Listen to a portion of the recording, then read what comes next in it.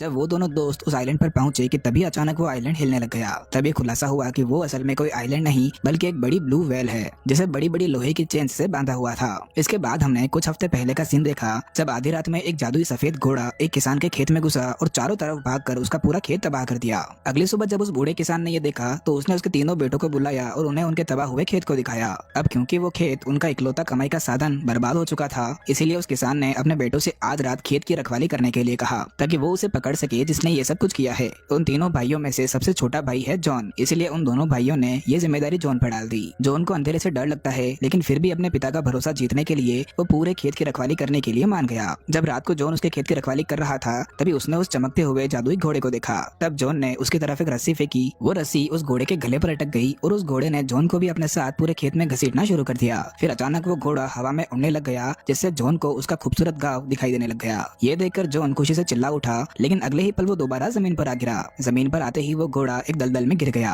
उस बेचारे जानवर को डूबता देख जॉन को उस पर दया आई और उसने किसी तरह से उस घोड़े को दलदल से बाहर निकाल लिया। जॉन के इस काम से वो घोड़ा इतना भावुक हो गया कि उसकी आंखों में आंसू आ गए। ये देखकर जॉन भी इमोशनल हो गया। तब जॉन ने उस घोड़े की रस्सी को खोलते हुए उससे वादा लिया कि अब वो दोबारा उनके खेत को तबाह नहीं करेगा।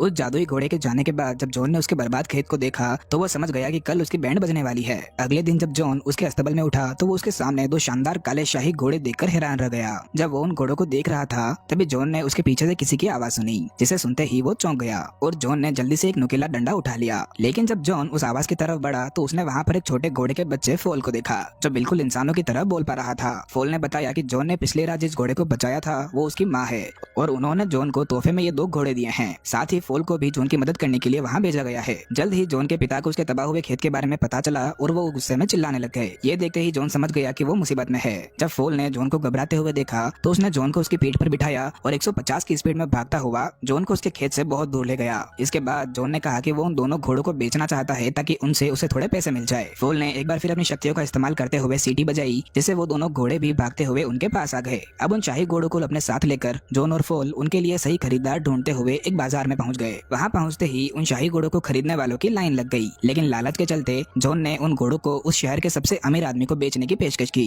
और उस शहर का सबसे अमीर आदमी और कोई नहीं बल्कि वहाँ का राजा है। जैसे ही जॉन राजमहल के बाहर पहुंचा तो उन शाही घोड़ों को देखते ही राजा हैरान रह गया, लेकिन एक सभ्य आदमी की तरह उन्हें खरीदने की बजाय राजा ने अपने सिपाहियों से उन घोड़ों को पकड़ने का हुक्म दे दिया, क्योंकि राजा का मानना है कि जॉन जैसा एक गरीब किसान इतना शानदार घोड़ों का मालिक कैसे हो सकता है। ये देखकर जॉन बहुत निराश हुआ और उसने एक बार फिर फोल से मदद मांगी। फोल ने एक बार फिर सीटी बजाई और वो घोड़े दोबारा जॉन के पास आकर खड़े हो गए, लेकिन उस चक्कर में उन घोड़ों ने राजा को आटे की बोरी पर गिरा दिया। इस बात से राजा बहुत गुस्सा हुआ, लेकिन उसने लोगों के सामने अपने गुस्से पर काबू किया। तब जॉन ने राजा से उन दोनों घोड़ों के बदले में 2 चांदी की टोपियों की मांग की। हालांकि राजा के मंत्री ने उसे याद दिलाया कि वो घोड़े जॉन से बंधे हुए हैं और हमेशा उसके पास भागकर पहुंच जाते हैं। इस बात को ध्यान में रखते हुए राजा ने जॉन को उसके महल का मुख्य पद दे दिया। ये सुनकर जॉन इतना खुश हुआ कि उसने बिना एक बार भी सोचे राजा की बात स्वीकार कर ली और राजा की इस घोषणा से सभी लोग जॉन के लिए चीयर करने लग गए। उन्हें लगने लगा कि जॉन जानवरों से बात कर सकता है। इधर जॉन धीरे धीरे लोगों के बीच में पॉपुलर होने लग गया। वहीं राजा को जॉन से जलन होने लगी और वो कैसे भी करके जॉन को फांसी देना चाहता है, लेकिन उसके पास जॉन को फांसी देने का कोई पर्याप्त कारण नहीं था।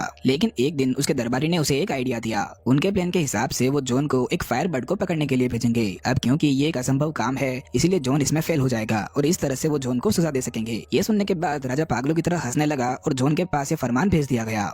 वहीं दूसरी तरफ जब जॉन ने इस मिशन के बारे में सुना तो वो इसे पूरा करने के लिए तैयार हो गया। हालांकि फोल ने जॉन को चेतावनी दी कि आज तक कोई भी फायर बर्ड को पकड़ नहीं पाया है और ये एक असंभव काम है, लेकिन जॉन गांव के लोगों को इम्प्रेस करने के लिए ये काम करना चाहता है, इसलिए वो दोनों इस काम के लिए निकल गए। रास्ते में वो फायर बर्ड को उनके वश में करने के लिए जादुई फल लेने जंगल में जाते हैं। जॉन उन फलों को टेस्ट करना चाहता था, लेकिन फोल ने उसे उन्हें खाने से मना कर दिया और उसे बताया कि वो फल नशीले हैं। इसके बाद वो दोनों पूरे दिन चलते रहे और फाइनली रेगिस्तान के बीचों बीच पहुंच गए जो उस फायर बर्ड का घर है। वहाँ उन्हें गीली रेत की चेतावनी का बोर्ड भी दिखाई दिया। इसके बावजूद भी जॉन ने उन जादुई फलों को नीचे जमीन पर गिराया और वहीं पास में छिप गया। थोड़ी देर बाद आलिशान फायर बर्ड उस गीली रेत से बाहर आई और उन जादुई फलों को खाने लग गई। जॉन के प्लान के हिसाब से उन फलों को खाने के बाद फायर बर्ड को बेहोश हो जाना चाहिए था, लेकिन उसके पहले ही उस बर्ड ने उन दोनों को देख लिया और उन पर हमला कर दिया। जॉन और फोल कई बार मरते मरते बचे और दोनों ने हर बार एक दूसरे की जान बचाई। हालांकि थोड़ी देर बाद फाइनली वो फायर बर्ड उन जादुई फलों की वजह से बेहोश हो गई। इस मौके का फायदा उठाते हुए जॉन ने उसे चैन से बांध दिया। अगले दिन जॉन और फोल ने देखा कि वो फायर बर्ड बहुत ही कमजोर हो चुकी थी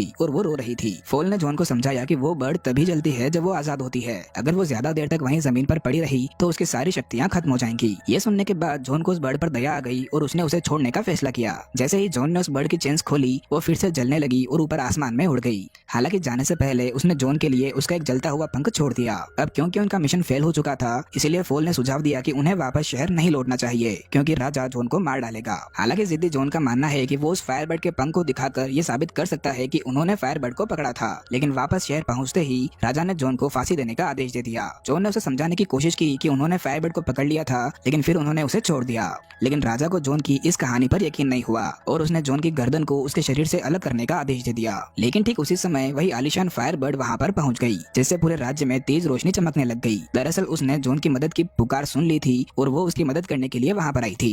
राज्य की जनता ये देखकर पगला गई कि वो फायरबर्ड जॉन के दिए आदेशों का पालन कर रही थी। इसीलिए राजा को जॉन की सजा रुकवानी पड़ी और जॉन के सम्मान में राजा ने लोगों को दावत भी दी। उस रात जॉन सभी लोगों का हीरो बन चुका था। ये देखकर राजा जॉन से और भी ज्यादा जलने लग गया। तब उसके दरबारी ने उसे जॉन को एक और नामुमकिन काम देने के लिए कहा जिसमें जॉन को ऊंचे पहाड़ पर स्थित बर्फीले राज्य में रहने वाली राजकुमारी को लेकर आना होगा। ये सुनकर राजा को यकीन हो गया कि जॉन इस काम में पक्का फेल हो जाएगा और फिर वो उसे मौत की सजा दे देगा। इसीलिए अगले दिन राजा के दूत ने जॉन को उसका अगला मिशन दिया जिसे जॉन ने बिना हिचकिचाहट के एक्सेप्ट भी कर लिया। बड़ी और खतरनाक ऊंची चट्टानों को पार करने के बाद जॉन और फोल फाइनली उस बर्फीले महल के दरवाजे पर पहुंच गए जहां वो राजकुमारी रहती है। हालांकि उन्होंने देखा कि उस महल के एंट्रेंस पर बहुत बड़ी बर्फ की दीवार खड़ी हुई थी जिस वजह से उस महल के अंदर घुस पाना नामुमकिन सा लग रहा था। लेकिन उस फायरबर्ड द्वारा दिए गए पंख की मदद से जॉन ने पूरी बर्फीली दीवार को पिघला दिया जिससे हजारों लीटर पानी बहने लग गया। बदकिस्मती से फोल पर भी बर्फ गिरी जिस वजह से वो चट्टान से नीचे गिरने लगा। वो काफी बुरी तरह से नीचे गिरा लेकिन इसके बावजूद भी उसने खुद को चोट लगने से बचा लिया। वहीं दूसरी तरफ जॉन उस महल के अंदर गया जहां उसे राजकुमारी दिखाई थी। जॉन ने अपना परिचय देते हुए राजकुमारी को बताया कि उसे उसके राजा ने भेजा है। लेकिन राजकुमारी ने उससे कहा कि वो किसी से भी शादी नहीं करना चाहती क्योंकि उसके हिसाब से अब दुनिया में हीरो बचे ही नहीं हैं। जॉन के बहादुरी चेक करने के लिए राजकुमारी चट्टान से नीचे कूद गई।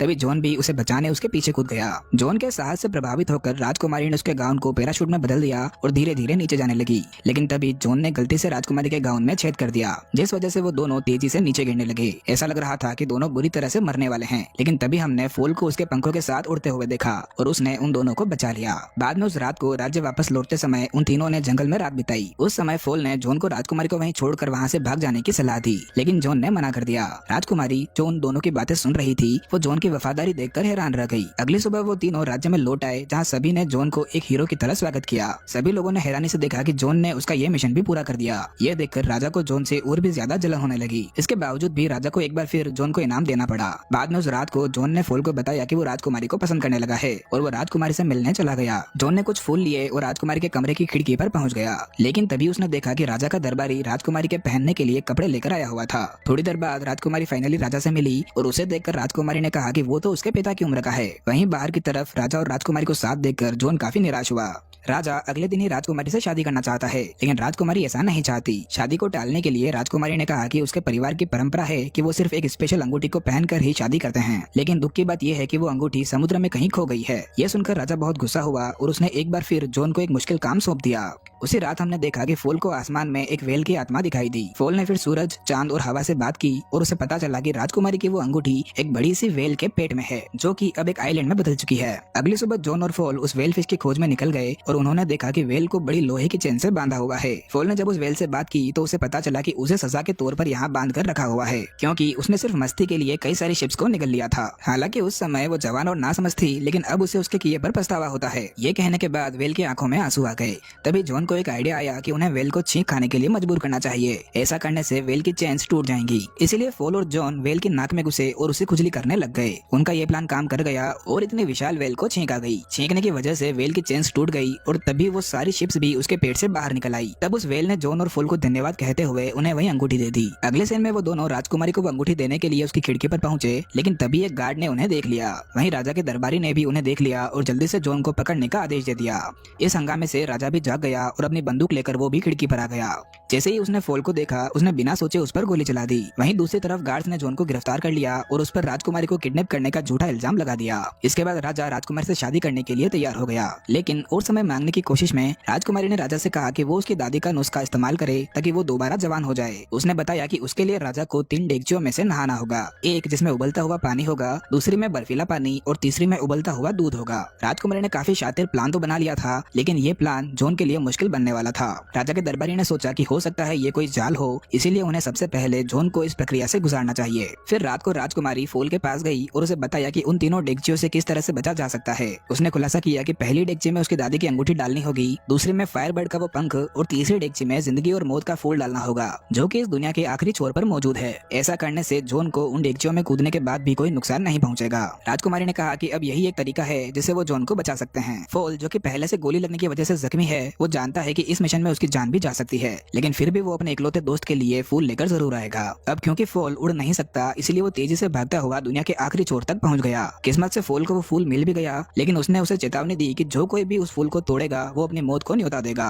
हालांकि इस चेतावनी को अनदेखा करते हुए फॉल ने जॉन को बचाने के लिए उस फूल को तोड़ दिया। अगली सुबह राजा ने घोषणा की कि वो जॉन को बचने का एक और मौका दे रहा है, इसीलिए जॉन को उन तीनों डेगचियों में से गुजरना होगा। जॉन समझ गया कि अब वो मरने वाला है, इसीलिए उसने बहादुरी से राजकुमारी से अपने प्यार का इजहार किया। फिर वो उबलते हुए पानी में कूद गया, लेकिन ठीक उसी समय राजकुमारी ने उसकी अंगूठी पहली डेगची में फेंक दी, जिससे जॉन को कोई नुकसान नहीं हुआ। इसके बाद वो दूसरी डेगची में कूदा, तब फायरबर्ड ने उसका पंख उसमें गिरा दिया और जॉन एक बार फिर बच गया। ठीक उसी समय फॉल उस तीसरी डेगची में फूल फेंकने में कामयाब हो गया, जिस वजह से जॉन दोबारा बच गया। उस नुस्खे से सही सलामत गुजरने के बाद जॉन को देखकर राजकुमारी बहुत इंप्रेस हुई। ये देखकर राजा को भी यकीन हो गया कि इस नुस्खे से सचमुच लोग दोबारा जवान हो जाते हैं, इसीलिए राजा ने पहली डेगची में छलांग लगा दी। लेकिन जैसे ही राजा ने ऐसा किया, वो एक बड़े से बबल के अंदर कैद हो गया। राज्य के लोगों ने राजा का मजाक उड़ाना शुरू कर दिया और जॉन के लिए नारे लगाने लग गए। वहीं जॉन और राजकुमारी ने देखा कि फॉल वहाँ पर नहीं है। वो जल्दी से फॉल को ढूंढने गए। जल्दी उन्हें फॉल मिल गया, जो शांति से बैठा हुआ अपनी मौत का इंतजार कर रहा था, क्योंकि उसने उस फूल को तोड़ा जो था। हालांकि तभी राजकुमारी ने खुलासा किया कि वो चेतावनी सिर्फ एक टेस्ट था, ये देखने के लिए कि उस फूल को तोड़ने वाला शख्स कितना बहादुर है।